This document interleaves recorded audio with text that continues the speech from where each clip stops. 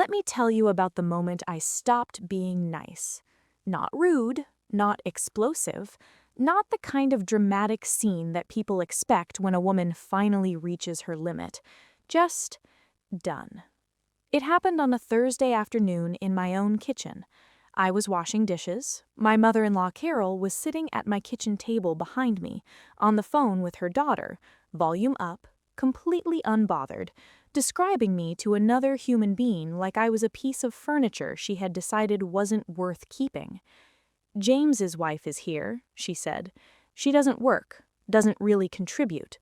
Honestly, she's sweet enough, but she's just not, she's not someone who's going to amount to anything." I was holding a ceramic bowl. Blue.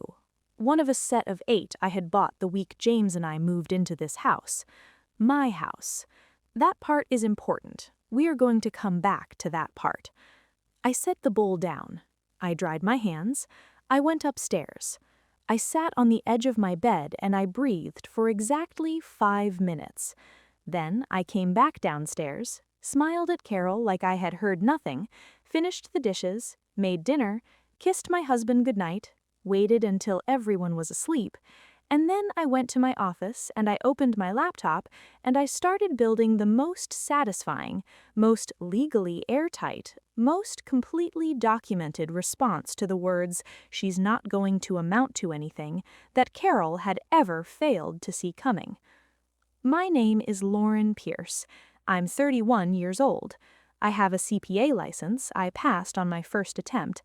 I have a freelance financial consulting practice I built from 3 clients to 22 over 4 years.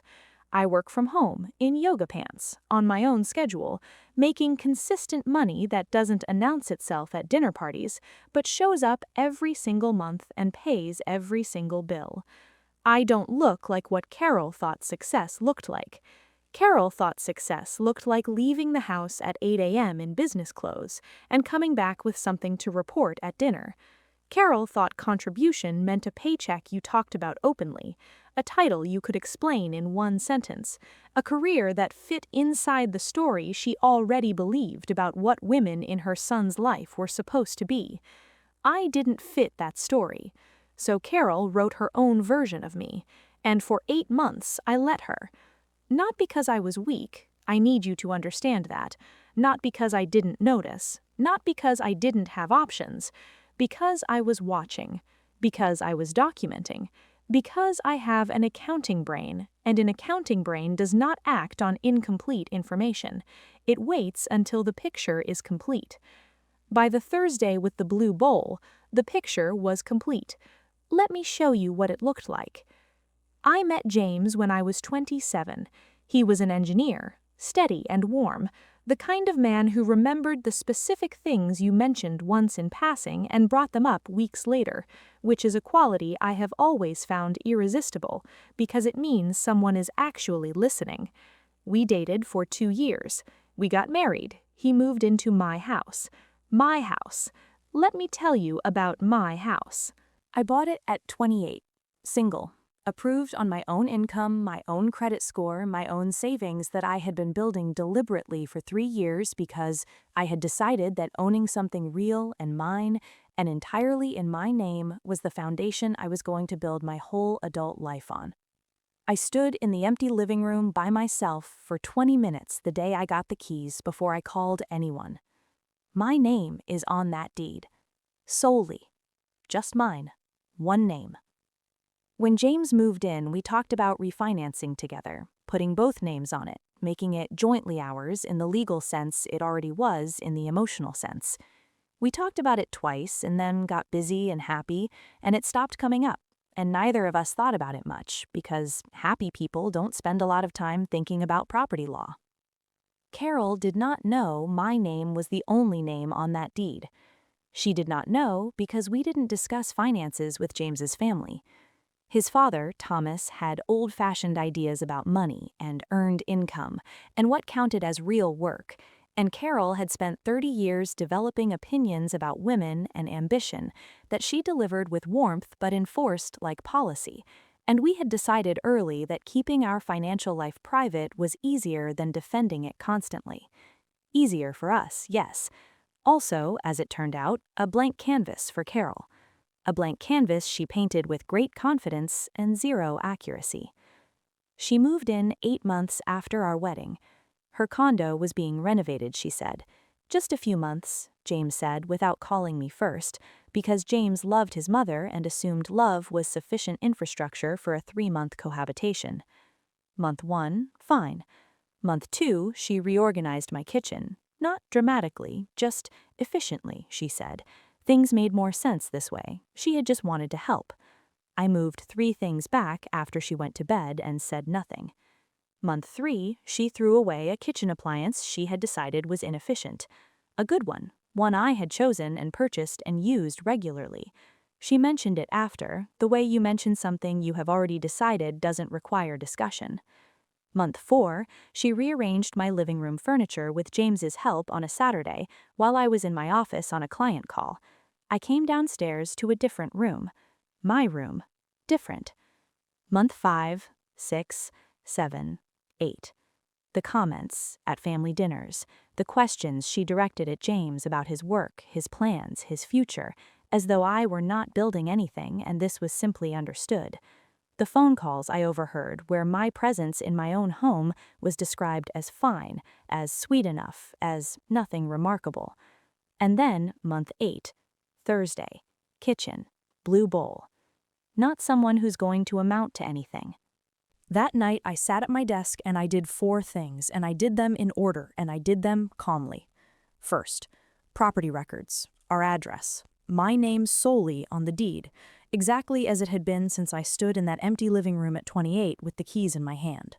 Second, I called my accountant and left a voicemail asking for a 4-year income summary, formatted professionally, the kind of document that speaks before you open your mouth. Third, I opened my client files and I looked at my roster. 22 clients, 11 ongoing retainers, a monthly number that would land on Carol like a building if she ever saw it. Fourth, I called my attorney and left a voicemail that said, I need to understand the full legal scope of my rights as sole property owner, and I need to understand my options regarding a long-term house guest who arrived under a temporary arrangement and has been here for 8 months. Then I closed my laptop. I went to bed. I slept deeply and completely for the first time in months. My attorney called Friday morning. We talked for 40 minutes. She confirmed the deed, sole ownership, every financial decision about the property, every renovation, every equity access, every formal arrangement required my signature alone, no exceptions, no shared authority, my signature. She explained that a houseguest under an informal temporary arrangement does not acquire tenancy rights the same way a formal tenant does, that Carol's legal position in my home was considerably more fragile than she understood it to be. She asked me what I wanted to do. I told her I wasn't ready to move yet. I told her I wanted the complete picture assembled before I decided on timing. She said that was smart. I said, I know, I planned it that way. My accountant sent the income summary by Friday afternoon. 4 years, clean, professional. The kind of document that answers every question Carol had ever not asked about me in one single page. I printed it. I added it to a folder. The folder also contained the property deed, the original purchase documentation, and a log I had been keeping for 3 months. Dates, times, specific incidents, the kitchen reorganization, the discarded appliance, the furniture rearrangement, the comments overheard, the Thursday phone call written out from memory in full. I labeled the folder. I put it in my desk drawer, and then I waited. Because I am an accountant, and accountants understand that timing is part of the work. I waited 11 days. The moment came on a Monday. Both of James's parents were at the house. Thomas had come for dinner, and Carol had mentioned casually to James, not to me, to James, that her condo renovation had extended significantly. She had not mentioned this to me. James had been holding the information for 5 days, waiting for the right moment, which is what James did when he wanted to avoid the version of a conversation that required him to say something his mother would not like. Thomas was talking about how sensible the arrangement was, how practical, how good it was for everyone. He looked at me when he said, good for everyone. He smiled, pleasantly, with the comfortable assumption of a man who has never once had to consider whose house he was being pleasant in. I smiled back. I stood up. I went to my office. I came back with the folder.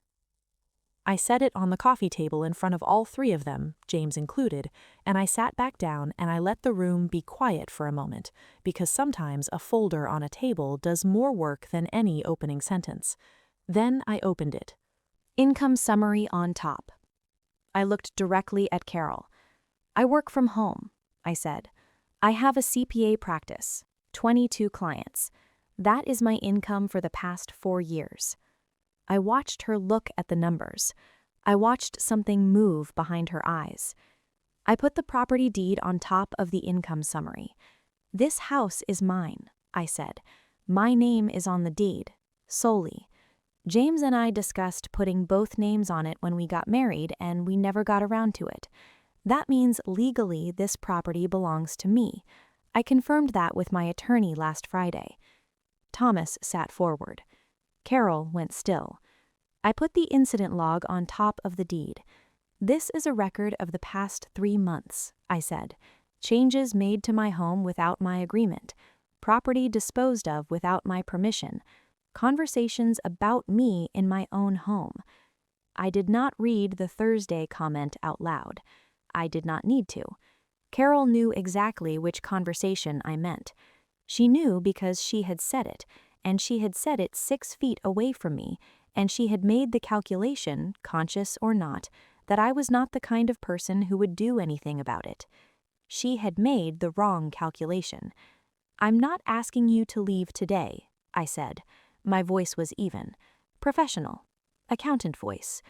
I'm telling you that the terms of this arrangement are changing. This is my home. Decisions about it run through me. The timeline of this stay is going to be discussed and agreed upon by everyone in this room, not decided by 2 people and reported to me. The room was completely silent. Thomas looked at the deed. Carol looked at the income summary. James looked at me. Not the way he usually looked at me. Something different. Something I recognized as the specific expression of a person who is seeing something they should have looked for sooner and is understanding in real time that they should have looked sooner. Now, Lauren, Thomas started. I have the documentation, I said pleasantly, gesturing at the folder. If you'd like to review any of it, I'm happy to walk you through it. The deed is on top. Thomas closed his mouth. Carol had still not said anything. She was looking at the income summary. Still, just sitting with 4 years of numbers she had never thought to ask about, because she had already decided what those numbers were, which was nothing, which was not worth asking about, which was the financial output of a woman who wasn't going to amount to anything. Finally, she looked up. I didn't know you worked, she said. And I looked at her.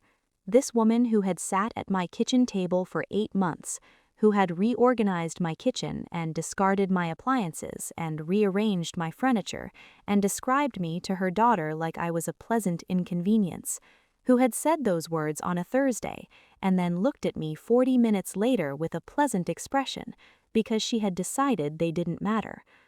I know, I said. You didn't ask. Carol moved out within 6 weeks, into a hotel while her condo finished renovating, which, her contractor confirmed when James called, had actually been complete for nearly a month before she left my house. The renovation had been done. The stay had simply continued because nobody had said it needed to stop. Until I said it. James and I had the conversations we had been avoiding. I told him what I heard on the Thursday. I told him how long I had been hearing versions of it. I showed him the log. All of it. He was quiet for a long time. Why didn't you tell me sooner? He said. I wanted to handle it correctly, I said, and honestly, I wanted to see if you would notice on your own. He sat with that. Did I? He said quietly. Not until I put it on the table, I said. But when I did, you didn't defend her. You didn't minimize it. You didn't ask me to be understanding. You just sat there and you saw it. That matters. That matters a lot. He brought up the refinancing 3 months later, Sunday morning, unprompted, over coffee. Said he'd been thinking about it. Said he wanted both names on the deed. Said it like it was important to him that it be equal. I looked at him for a moment. Then I said yes. We refinanced the following month. Both names now. His idea. Carol and I have a relationship now that is smaller and more honest than what came before. She knows who I am. She knows what I do. She knows the number on that income summary. She has never, not once since the Monday with the folder on the coffee table, said anything even approaching what she said on that Thursday. I believe she understands why. I believe she understood the moment she looked up from the income summary and found me already looking at her. Here is what I need you to understand. Carol was not unusual. The specific flavor of dismissal she practiced, deciding who someone is before asking, measuring contribution by visibility, confusing silence with emptiness, mistaking patience for passivity, this is not rare. This happens in kitchens and conference rooms and family dinners everywhere, all the time, to women who are doing enormous, invisible work that doesn't fit inside the story someone else has already decided to tell about them. Carol looked at me for 8 months and saw exactly what she wanted to see. She did not see the deed. She did not see the 22 clients. She did not see the folder building in my desk drawer, or the attorney call on Friday morning, or the 11 days of waiting I did with the complete, specific, unshakable patience of a woman who knows that timing is part of the work. She did not see any of that, because she had already decided I wasn't worth looking at closely. And that decision, that comfortable, confident, completely wrong decision, is the reason she was sitting in my living room looking at a piece of paper that told her exactly how wrong she had been. Here is what I want you to remember when someone decides who you are before asking. Let them. Let them build their version of you. Let them get comfortable inside it. Let them say the things they say when they think you're not the kind of person who will do anything about it. And then do something about it, with documentation, with an attorney, with a folder on a coffee table and a voice so calm it makes the room go completely silent, with receipts, with a deed that has your name on it, with 4 years of work that they never thought to ask about because they had already decided it didn't exist, with everything. Carol said I wasn't going to amount to anything. I was sitting in my own home when she said it. I am sitting in it still. The deed has 2 names on it now. Mine is first. It has always been first.